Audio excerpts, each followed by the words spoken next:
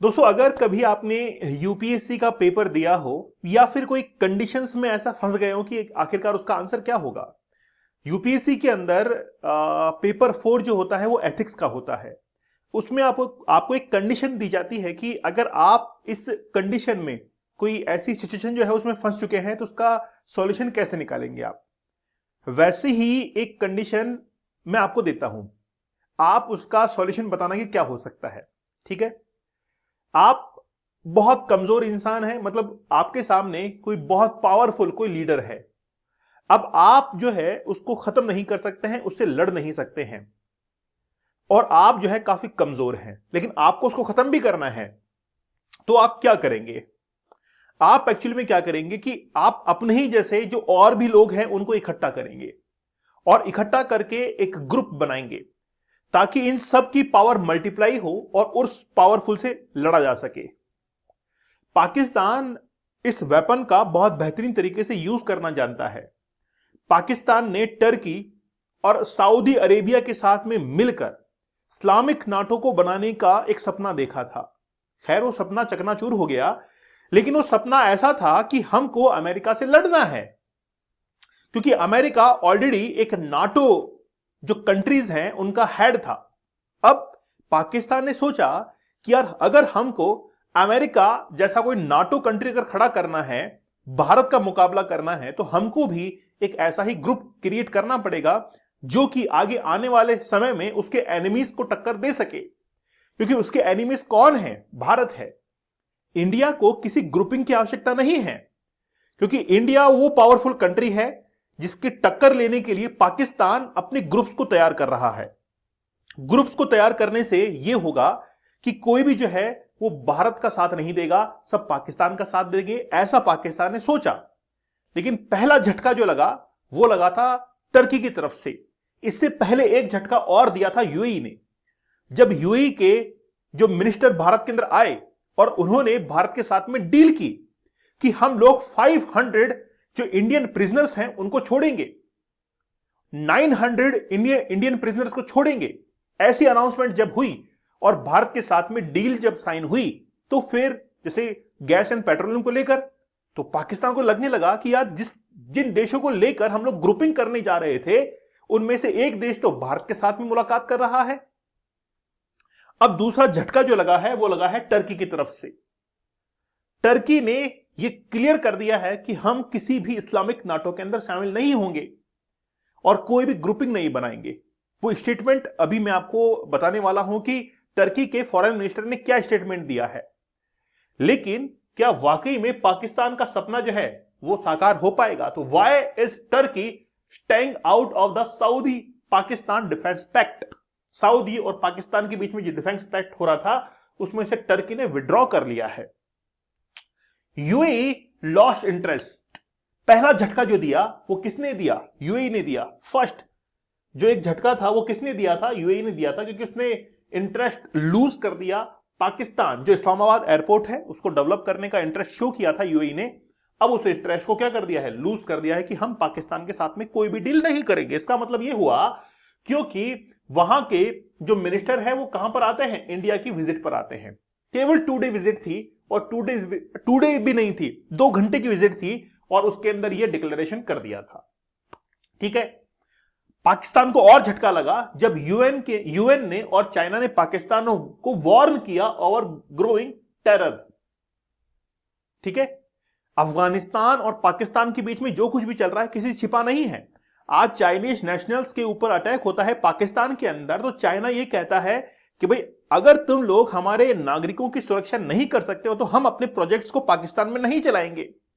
पाकिस्तान माफी मांगता है और ये कहता है कि जनाब रुकिए थोड़ी देर, तो हम अफगानिस्तान के ऊपर एयर स्ट्राइक करके आते हैं, क्योंकि अफगानिस्तान का किया हुआ है। चाइना समझ जाता है कि यार ये अपना जो मामला है वो किसी और के सिर मड़ रहा है। ये चाइना को समझ में आ गया। चाइना ने वार्न किया कि तुम्हारी धरती के ऊपर जो टेरर है पहले उसको खत्म करो। यूएन को वो बात समझ में आ गई। इसका मतलब है कि पाकिस्तान की जो चालाकी है वो डिस्क्लोज हो रही है। चलो, तो Turkey has decided not to join mutual defence pact between Saudi and Pakistan. कौन सा डिफेंस पैक्ट? एक्चुअली में क्या हुआ था, ये आज की बात नहीं है। आज से लगभग 1 साल पहले टर्की ने सऊदी ने और पाकिस्तान ने एक डिफेंस पैक्ट किया था, जिसमें ये डिफेंस इक्विपमेंट को एक दूसरे से क्या कर रहे थे, शेयर कर रहे थे। चलो मैं आपको 3 खेमे बताता हूं। ये पाकिस्तान है, ठीक है, ये सऊदी है और ये टर्की है। किसके पास में क्या है? पाकिस्तान के पास में एक बेहतरीन आर्मी है लेकिन स्ट्रेटजी नहीं है। सऊदी के पास में रिसोर्सेज हैं, पैसा है, लेकिन ना तो आर्मी है ना स्ट्रेटजी है। अब टर्की के पास में क्या है? बेहतरीन स्ट्रेटजी है, उसके पास में आर्मी नहीं है। हाँ, डिफेंस इक्विपमेंट बड़े अच्छे हैं, ड्रोन्स वगैरह जो सुसाइड ड्रोन्स होते हैं वो जबरदस्त हैं टर्की के पास में। अब पाकिस्तान के पास में आर्मी, यहां पैसा, यहां पे स्ट्रेटजी, तीनों मिलकर इस्लामिक नाटो जो है वो बनाना चाहते थे, ठीक है। अब इसमें आर्मी और पैसा तो मिल गया, लेकिन स्ट्रेटजी इनके पास में नहीं थी जो टर्की से मिल सकती थी। इसीलिए इन्होंने टर्की को ये इंडिकेट किया कि हम ज्वाइन करना चाहते हैं टर्की को, ठीक है। A source is close to the Saudi military, ठीक है। अब बताया गया कि टर्की जो है इसमें एंटर कर रहा है, लेकिन टर्की ने क्लियर कर दिया कि Turkey won't join the defence pact with Pakistan. वो पाकिस्तान के साथ में नहीं आना चाहता, क्योंकि टर्की जो है वो नाटो का एक मेंबरिंग कंट्री है। आप समझना, बहुत गहराई की बात है। Turkey is a NATO membered country, उसके पास में नाटो की मेंबरशिप है, और उस नाटो का अध्यक्ष कौन है? यूएसए। और यूएसए को यह पता लगेगा कि ये लोग इस्लामिक नाटो बना रहे हैं और टर्की जो है उसका सरताज बनने के लिए जा रहा है, तो वहां से लात देके भगा दिया जाएगा यूएसए के द्वारा टर्की को। टर्की फिर माफी मांगता फिरेगा कि यार गलती हो गई हमसे, तो क्यों इस्लामिक नाटो में आ गए, ठीक है। फिर a pact raising sensitive questions, ये जो पैक्ट है, अच्छा टर्की विड्रॉ क्यों कर रहा है वो भी आपको बताऊंगा। A pact raising sensitive questions, the defence agreement between Pakistan and Saudi Arabia announce last year जो है अनाउंस किया था। और पाकिस्तान जैसे न्यूक्लियर वेपन वगैरह बनाता है वो सऊदी के साथ में शेयर करेगा। The pact was signed just month after Pakistan and India, दोनों के बीच में जब कॉन्फ्लिक्ट होता है मई के अंदर, उसके बाद में ही भारत को डराने के लिए सऊदी के साथ में पाकिस्तान ने पैक्ट किया कि देखो हमारे साथ में ये लोग हैं। 1999 के कारगिल जब वॉर हुआ था उस समय भी पाकिस्तान ने ऐसे बहुत सारी डील्स की थी, लेकिन वो जिनके साथ में डील कर रहा है उनके पास में कोई आर्मी है ही नहीं। मतलब दोस्ती तो बरकरार है, दोस्ती तो अच्छी है, लेकिन दोस्त जो है वो खोखला है। पैसा बहुत है लेकिन सामान कुछ नहीं है, क्योंकि लड़ने के लिए पैसा नहीं सामान चाहिए होता है, जिगरा चाहिए होता है, क्योंकि इंडिया के पास में है। पाकिस्तान को ये पता था। तो उसके बाद में जैसे ही ये कॉन्फ्लिक्ट होता है मई में, उसके बाद में, अच्छा मैं आपको एक चीज और बताता हूं, यूएई जो था उसने कभी भी समर्थन नहीं किया पाकिस्तान का। जब पहलगाम अटैक हुआ यूएई ने कंडेम किया था साफ तौर पर। सऊदी फिर भी डिप्लोमेटिक था, लेकिन यूएई ने क्लियर कर दिया था कि हम पाकिस्तान के साथ में नहीं है। पाकिस्तान जिस रास्ते पे चल रहा है यूएई उसके खिलाफ है। चलो बताता हूं आपको मैं इस्लामिक नाटो के बारे में, और टर्की क्यों इससे बाहर हो रहा है वो मैं आपको बताता हूं। Islamic NATO North Atlantic Treaty Organization, जिसकी स्थापना अप्रैल 1949 के अंदर ब्रुसेल्स में की गई थी। रशिया से डिफेंड करने के लिए अमेरिका ने सोचा कि हम लोग कैपिटलिस्ट जो कंट्री हैं उनका एक ग्रुप बनाते हैं, ताकि इन सब की एक आर्मी होगी और इसका फायदा मिलेगा उन छोटे देशों को जिनके पास में आर्मी डिफेंस इक्विपमेंट नहीं है। क्योंकि अगर इस नाटो के अंदर कोई छोटा देश शामिल है, उसके ऊपर अटैक होता है, तो नाटो के सभी कंट्री मिलकर उस एनिमी के ऊपर अटैक करेंगे।